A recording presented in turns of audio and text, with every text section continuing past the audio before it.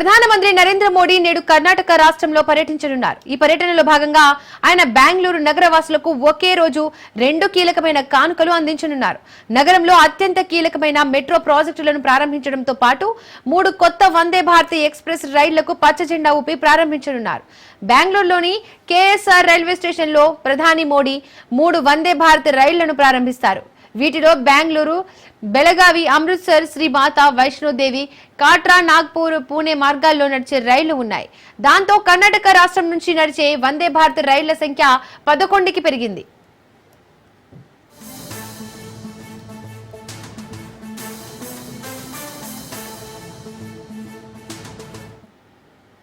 అంతేకాదు బెంగళూరు, బెళగావి మధ్య ప్రీమియం రైలు సేవలకు సంబంధించి ప్రజల చిరకాల demand నెరవేరనుంది.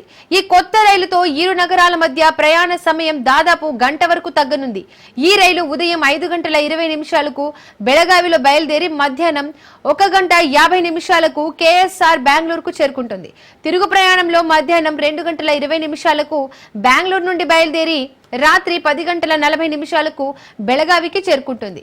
AC chair car ticket ధర 1575 కాగా ఎగ్జిక్యూటివ్ చైర్ కార్ ధర 2905గా ఉంది.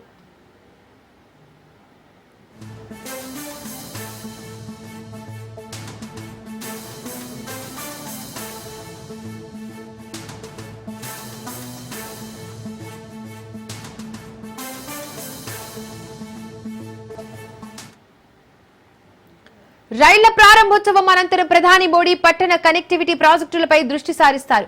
బెంగళూరు మెట్రో 2వ దశలో భాగంగా నిర్మించిన ఎల్లో లైన్ ను ఆయన జాతికి అంకితం చేశారు.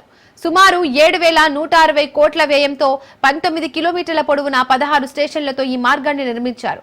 ఆర్వీ రోడ్ నుండి ఎలక్ట్రానిక్ సిటీ మీదుగా బొమ్మసంద్ర వరకు ఈ లైన్ అందుబాటులోకి వస్తోంది. ఈ లైన్ ప్రారంభంలో బెంగళూరులో మొత్తం మెట్రో నెట్వర్క్ 96 కిలోమీటర్లకు పైగా విస్తరించనుంది.